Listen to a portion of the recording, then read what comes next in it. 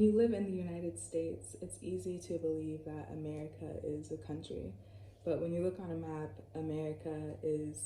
the Americas are a set of continents. And just right there shows you how beneficial being a global citizen is, because Hi. Welcome to today's video.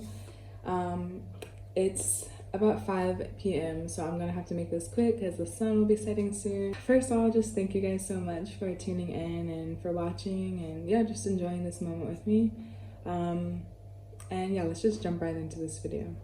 So I figured the other day I posted on my Instagram, and if you're not following me, it's Lamaria Amina is my Instagram. The other day I posted a picture of the spot that I'm living in currently, and sharing that it's $150 for this space. And I got a lot of people messaging me, just asking, how did I move abroad? I can't believe it's only that much. How are you living outside of the States, blah, blah, blah. So I figured this would be a good video to start the series off with, is why did I leave America in the first place? Hey guys, it's me in the future. I'm editing this video right now and just watching over the footage of this part, and yeah, I'm gonna redo it right now. So really the simplest reason that I moved overseas and left America is because I really just couldn't afford it. I couldn't live by myself. It always felt like I was working to really just maintain and survive. And it never felt like I could thrive and I could save money, and it felt very hard to progress living in America with the American dollar. And living here, 30 Thai baht is $1 US. So on average, you could get a meal for 60 to 100 baht, so $2 for a whole entire meal. So as you can see, the value of the American dollar really just goes so much further here. Like this apartment that I'm staying in right now cost $150, Wi-Fi included, utilities included, and yeah, that's just unheard of in the United States. There's no way that I could afford something like this. And yeah, I just am able to have a much better life overseas with the US dollar than I would living in the US. So definitely the simplest reason for moving abroad was that I could not afford it. It was way too expensive, and I just knew I deserved more, y'all. But anyway, back to past me. But I do want to put a disclaimer that while it's cheap for the American to live in Thailand because the American dollar is of high value here, I do recognize and understand the privilege that I live with being an American in Thailand, because I know that maybe the average Thai person or the people around me, they're not able to live in the places that I'm living while I'm here. They're not able to just freely spend money the way I have been doing. And just to keep things in perspective, that like everyone's not living this wonderful life here, that poverty is this not a global issue, and capitalism is a global issue. But for me personally, I am able to live a better life outside of America with an American dollar. Yeah. Ever since I was a kid, I knew that America was not home for me. It never felt right. I never felt like I belonged. I never felt like I was wanted. I grew up learning the history that I might have been brought from Africa and my ancestors, and so it always just felt like this temporary place that I was forced to live, but America never felt like home. And I remember distinctly at 9 years old being like, I am moving out of the United States as soon as I turn 18. I'm going to Asia and I'm going to go travel the world. But I won't say that I have found home, because I do believe that home resides in you and the things that make you feel love and make you feel comforted. But I definitely feel a lot more safe here living in Thailand. I feel appreciated. I feel seen.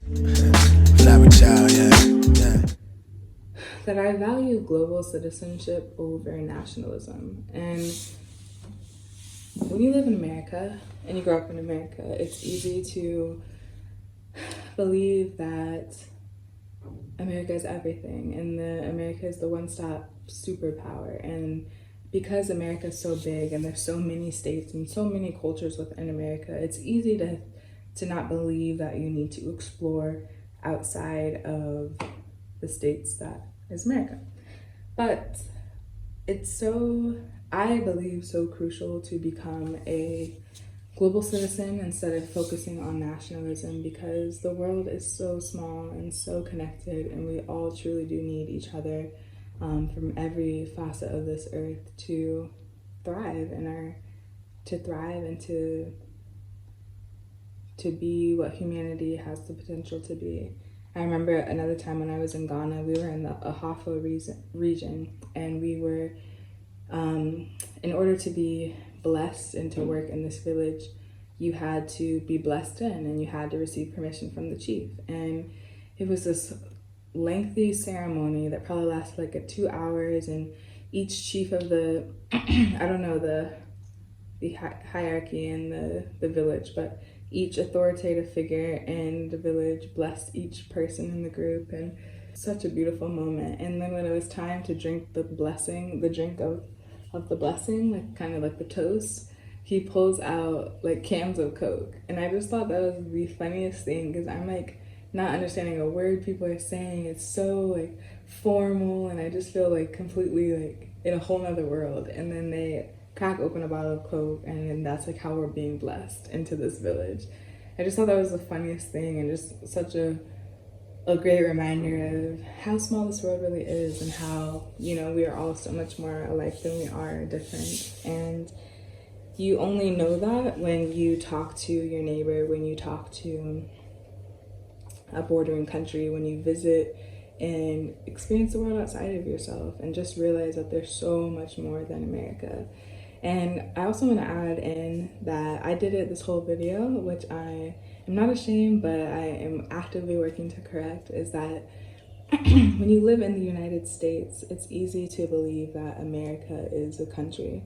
But when you look on a map, the Americas are a set of continents. And just right there shows you how beneficial being a global citizen is, because if you are repping America, you're repping all of South America and all of North America. And we can't single out the United States as the Americas, because it's so much more than that. So just a good example of why global citizenship is so important, and to stop focusing on nationalism. Just no country is inferior or superior to the next. And I think it's really important to see that for yourself. And, you know, I can make a whole nother video about global citizenship and my strong beliefs about it, but America, we consume and we produce so much, and it affects the rest of the world. And I think as Americans, it really is our duty to look at our consumption habits and look at just how our actions are interfering with the rest of the world. Our music, our media, our fast fashion, our consumption, all of it is affecting the world. And when you only live in America and you don't have to see where your garments end up, where your trash ends up, where it's easy to continue doing what you're doing. But when you travel the world and you see for yourself, it makes you want to make a change and just try a little bit harder to be a person of the world. I don't feel like my skin is a burden to me. People around me have the same skin color or many shades of brown skin, so I don't feel like my skin is a thing here. And I do know that white supremacy is all around the world, and I can see it on the shelves when I go, and everything says lightening, bleach and lightening cream in the product. So of course white supremacy is a thing, but I'm not looking over my shoulder. I'm not, flinching when I see a police officer. I'm very much aware that I'm outside the United States, and while I do feel like I am a foreigner and I feel like I'm other, I don't feel like I am a slave or a burden to my society. Fleeing from the racism was a really, really big part in why I decided that I could not live in America any longer. What black skin means in America. When I remember when I went to Ghana, and I think I was in my second year of college, so like four years ago, maybe 5 years ago. I think 5 years ago. And I went to Ghana, and I didn't know what to expect, and I had no idea what to expect. But one of the things that blew me away the most was how the kids were calling me like madam, madam, and they were laughing, and I was like, why are you guys laughing? And then one of the kids told me, oh, they're calling you white lady, white lady. And I'm like, what? I'm not a white lady. What are you talking about? Like, I went there for a mission trip. So this woman, one of the people in the mission trip with me, they were white, and I was saying, you know, that's a white lady. I'm black. And they were like, black? What? Like, they didn't understand the term black. And so I pointed to a woman who was darker than me, who was closer to their complexion, and I was like, she's black, I'm black. And they were like, no, madam. And they were calling us both like the white lady. And it shook me, because this woman, who is very close to complexion as them, they did not see her as them.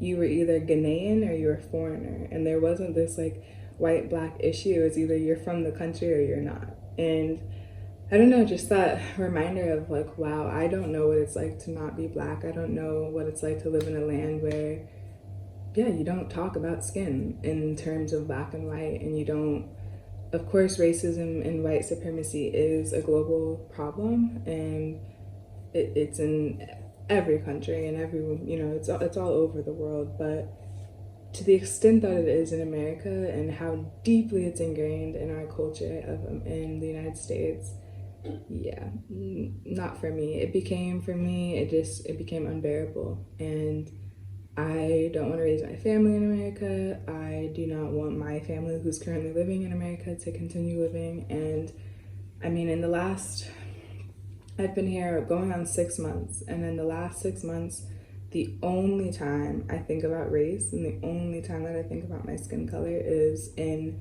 regards to America. When I'm looking at the news, when I'm looking at what my friends are experiencing at protests, when I'm, just on Instagram or whatever, that's the only time that I think about being black. And it's in relationship to America. Here, no one calls me black. I'm just a foreigner, that's it. But I could be from anywhere. And it's not this negative thing. It's like, oh, she's different, she's beautiful, she's this or that. But it's not like, ugh, black girl. It's not, it's just not that derogatory, I don't know, feeling that just lives with you when you're in America. So for me to find refuge overseas and to meet all of these other black people who have also left America, and to hear their stories and their testimonies, it just reaffirms to me that I don't have to live in a place that I am not wanted. I think that's it, you guys. I would love to know, are you interested in moving out of the United States? Have you thought of this before? And if you have, if it's on your mind, what place interests you? Where are you, where could you see yourself living? I think that's the very first step, is you have to have the seed planted. You have to imagine that it could be possible. If my 9-year-old self didn't think about moving to Asia, I don't know if I would be here today. So I'm thankful to my 9-year-old self for conjuring up this idea of living abroad, because it's stuck with me ever since, and it's always been a goal, and the dream is realized. And I am just so incredibly happy and thankful to be here, and I want to see many, many more of my loved ones and friends and people that I know to see the world, and to choose a life that feels right for them. And if that means living abroad, just knowing that it's so possible for you to do it. It does take sacrifice, it does take hard work and a lot of preparation, but I'm here to tell you, on the other side of it, it is so worth it. I'm so glad that I dedicated myself to this move, because I can't imagine living in America. Being here and looking back at the United States, I can't believe that I lived there for 24 years, and I can't believe that I survived it. But I'm really, and not to say, I do want to put this disclaimer that the United States isn't 100% bad. Of course, everything has its good and its bad. But for me personally, the bad outweighed the good, and that's why I chose to chose to leave, but I will acknowledge my privilege of being an American citizen and being a Westerner and all that has come with that. If you guys, that's all I have to say. If you like this video, please give it a thumbs up. It really does help.